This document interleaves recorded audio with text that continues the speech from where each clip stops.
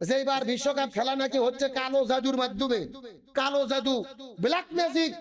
Ghana নামে একটা দেশ খেলতে গেছে কিছু জাদুকর ভাড়া করে, ওরা বলতেছে আমরা জাদু করেছি, আমাদের কেউ হারাতে পারবে না। ইংল্যান্ড গোল দিতে পারেনি, ড্র করেছে। ও বলতেছে আমাদের সাথে যারাই খেলবে প্রয়োজনে মেসি কালো জাদু করব, নেইমারও কালো জাদু করব, কালো জাদু করে গোল করা বন্ধ করে দেব। আচ্ছা বলেন তো, কালো জাদু করে যদি খেলা আটকানো যেত, এরা এতদিন বিশ্বকাপ পাইতো কি পাইতো না? জাদু ইসলামী শরীয়তের সম্পূর্ণ হারাম। আর আজকে সেইগুলো নিয়ে আজকে মাতামাতি, আজকে অশ্লীলতা, নাচানাচি, বেহায়াপনা, জাদু বিদ্যা, যে যা দেখিচ্ছে তাই জনগণ বিশ্বাস করতেছে। ভালো করে একটা কথা বোঝার চেষ্টা করেন, হারামকে হারাম যদি কেউ না মনে করে, তার প্রতি যদি জায়েজের দৃষ্টিভঙ্গি স্থাপন করে, তাহলে তার ঈমান থাকে না, তারা বেঈমান হয়ে যায়। ভালো করে বোঝেন, খেলা হারাম এটা জানার পরে যদি আপনি খেলা দেখেন, তাহলে আপনি হলেন ফাসেক, মানে আপনি অন্যায় করছেন, গুনাহ করছেন।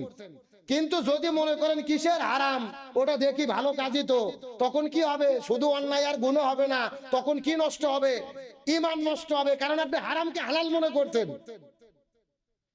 খুব সাবধান, কখনোই হালালকে হারামের পর্যায়ে নিয়ে যাওয়ার চেষ্টা করবেন না। খেলাকে খেলার জায়গায় রাখেন।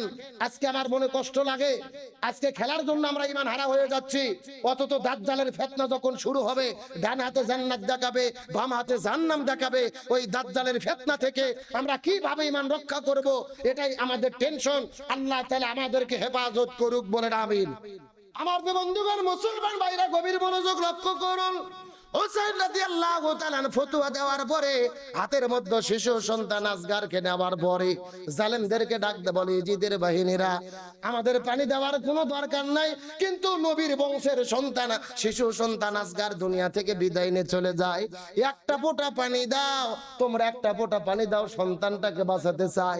এই কথা বলার পরে হুসাইন শিশু সন্তান আসগারটাকে হাতের মধ্যে নিয়ে যখন আস্তে করে উপর দিকে উঠাইছে, ওই জালেমের বাচ্চারা পানির তো ব্যবস্থা করে নাই রে, একসঙ্গে তিনটা ধনুক থেকে, তিনটা তীর থেকে তিনটা ধনুক নিক্ষেপ করেছে, একই সঙ্গে তিনটা তীর এসে শিশু সন্তান আসগারের বুকের মধ্যে লাগার পরে পেছন দিক থেকে তিনটা ধনুক বের হয়ে গেল। শিশু সন্তান আসগার কারবালার ময়দানে সর্বপ্রথম শাহাদাত বরণ করলেন। হোসেন রাদিয়াল্লাহু তাআলা সন্তানটাকে কোলের মধ্যে নিয়ে নিষ্পলক দৃষ্টিতে চেয়েছে তাবুর দিকে যখন ফিরে চলে যায়, তাবুর মধ্যে থেকে শায়ের বানু ডাকতে বলে, প্রাণের স্বামী, আমাদের সন্তানটাকে আপনি কি পানির ব্যবস্থা করেছেন নাকি? এই জন্য হাউমাউ করে কান্না করে না, সন্তান কিভাবে শীতল হয়ে গেল। হোসাইন ডাকতে বলে, শায়ের বানু রে, আর আমাদের সন্তান কান্না করবে না, আর কখনো মা মা বলে পানি খাইতে যাবে না রে, আমাদের সন্তান দুনিয়া থেকে বিদায় নিয়ে চলে গেছে, শাহাদাতের পানি পান করেছে, আমাদের সন্তান এখন জান্নাতের মধ্যে আল্লাহর পক্ষ থেকে পানি পান করবে। হুসাইন রাদিয়াল্লাহু তাআলা এই কথা বলার পরে পরিবারের সদস্যদেরকে নিয়ে ওই জায়গার মধ্যে একটা শপথ গ্রহণ করলেন। তারা চিন্তা করলেন, আজকে আমরা যদি এজিদের বর্ষতা স্বীকার করি, আমরা আজকে জীবনে বেঁচে যাব, কিন্তু ইসলাম দুনিয়া থেকে ধ্বংস হয়ে যাবে, বরং আমরা নিজেরা জীবন দেব, ইসলামকে ধ্বংস হতে দেব না। নবীজির পরিবারের 72 জন সদস্য শপথ গ্রহণ করে হাতে তরোয়াল ধরার পরে জালিমের জুলুমের মোকাবেলা করতে গেলেন। কারবালার প্রান্তরে যুদ্ধ শুরু হয়ে গেল। আসলে হোসাইন রাদিয়াল্লাহু তাআলা যুদ্ধ করার জন্য কিন্তু কারবালার মাঠে যায় নাই।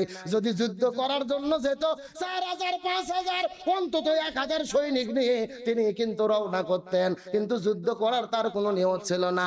তিনি শুধু পরিবারের সদস্যদেরকে নিয়ে ইরাকের কুফা নগরীতে যাইতে চেয়েছিল, কিন্তু জালেমেরা 12000 সৈনিক নিয়ে হোসাইন পরিবার, নবীজির পরিবারকে শহীদ করার জন্য পরিকল্পনা করেছেন। হোসেন রাদিয়াল্লাহু তাআলা হাতের মধ্যে তরোয়াল নেওয়ার পরে এজিদের বাহিনীর সঙ্গে যুদ্ধ শুরু করলেন। কয়েকজন জালেমকে দুনিয়ার মধ্য থেকে বিদায় করে দিলেন।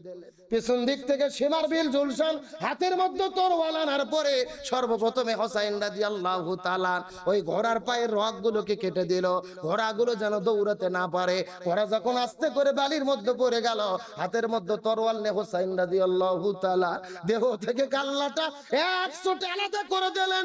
এক জায়গায় মাথা পড়ে গেল, আর এক জায়গায় দেহ পড়ে গেল। হোসাইন রাদিয়াল্লাহু তাআলা দেহের উপর দিয়ে 1 নয় 2 নয় 70টা ঘোড়া চালাই দিলেন। হোসাইন রাদিয়াল্লাহু তাআলার দেহটা মাটির সঙ্গে ছিন্ন বিচ্ছিন্ন হয়ে গেল। হোসাইনের মাথা নেওয়ার পরে মুখের মধ্যে লাঠি ঢুকে দিয়ে আকাশের দিকে উত্তোলন করে এজিদের কাছে যখন হোসাইন রাদিয়াল্লাহু তাআলার মাথা পাঠানো হলো, এজিদ হোসাইনের মাথা দেখার পরে ঘোষণা করে বলে দিলেন, হোসাইনকে দুনিয়ার মধ্যে রাখলাম না, তার নাম গন্ধ থাকলো না, দুনিয়া থেকে নিশ্চিহ্ন করে দিলাম। কিন্তু আপনাদের জিজ্ঞাসা করি বলেন তো, হোসাইন রাদিয়াল্লাহু তাআলা জীবন দিয়েছে, কিন্তু আজও পৃথিবীতে হোসাইন আছে না নাই? পুরো পাড়া পাড়া গ্রাম মহল্লা এমন কোন গ্রাম নাই, এমন কোন পাড়া নাই, এমন কোন এলাকা নাই যেখানে হোসাইন নামে লোক নাই। অথচ এজিদ নামে কি কোনো লোক খুঁজে পাওয়া যাবে? এই যে জোর করে ক্ষমতা দখল করে হোসেনকে শহীদ করে দেওয়ার পরে 2.5 বছর ক্ষমতা ছিল, বিদায় নেওয়ার পরে তার নাম গন্ধ পৃথিবীর মধ্যে নাই। তার মানে কারবালার শিক্ষা হলো হক পথের মানুষদেরকে শহীদ করে দিয়ে ফাঁসির দড়িতে ঝুলাইয়া হত্যা করে দুনিয়া থেকে বিদায় করলে হকপন্থী মানুষগুলো মারা যায় না রে। ইমাম হোসাইনের আন্দোলন যারা করে, ইমাম হোসাইনের মতো ইসলামী শাসন কায়েমে যারা কাজ করে, এরা যদি জীবন দেয় এরা মরে না, এরা কিয়ামত পর্যন্ত দুনিয়ার মধ্যে থাকবে। আর যারাই জালেম হবে আল্লাহ তাদেরকে এই দুনিয়া থেকে নিশ্চিহ্ন করে দেবে। ওয়ালা তাকুলু লিমান ইউকতালু ফি সাবিলিল্লাহি আমওয়াত বাল আহয়াউ ওয়ালাকিন লা তাশউরুন। কারবালার শিক্ষা, যারা হকের পক্ষ থেকে ইমাম হোসাইনের সৈনিক হয়ে জীবন দেয় এরা মরে না, এরা কিয়ামত পর্যন্ত পৃথিবীতে থাকবে। এদের রক্তের উপরে এই জমিন ইসলাম আল্লাহ কায়েম করে দেবে। আর যারা এজিদের উত্তরসূরি হয়ে জালেম হবে, আলেমদের উপরে জুলুম করবে, তাদেরকে নিশ্চিহ্ন করে দেবে কে? আরো জোরে বলেন। আল্লামা সাঈদীকে জেলে বন্দী করে ইনজেকশনে বিষ ঢুকাইয়া বিদায় করেছে। আল্লামা সাঈদী মরে নাই। বাংলাদেশ যতদিন থাকবে আল্লামা সাঈদীর ভালোবাসা মানুষের অন্তরে থাকবে। আর যারা জালেম ছিল তারা দেশ থেকে পালাইছে। বাংলাদেশ যতদিন থাকবে এই দেশের মানুষেরা জালেমদের ততদিন ঘৃণা করবে। সুতরাং কারবালার শিক্ষা জালেম নয়, ইমাম হোসেনের উত্তরসূরি হতে হবে। তার ফতোয়া মতো অন্য কোন শাসন ব্যবস্থা নয়। মুসলমান হিসেবে এই জমিনে ইসলামী শাসন কায়েমের পক্ষে কাজ করার আমাদের শপথ নিতে হবে। প্রয়োজন ইসলামের জন্য জীবন দিতে প্রস্তুত থাকতে হবে। আমরা কি সবাই রাজি আছি? কারা কারা রাজি একটু হাত তোলেন তো দেখি। লিল্লাহি তাকবীর। আল্লাহ তাআলা আমাদের সকলকে ইমাম হোসাইনের শপথ নিয়ে ইসলামের পক্ষ থেকে এই জমিনে জীবন যাপন করার তৌফিক দান করুক, আমিন বলেন। আল্লাহ তাআলা শাহাদায়ে কারবালার শিক্ষা আমাদের মেনে চলার তৌফিক দান করুক, বলেন আমিন। কারবালার বাকি ঘটনা আরো বিস্তারিত শিক্ষা আমরা সামনের জুমায় আলোচনা করব ইনশাআল্লাহ।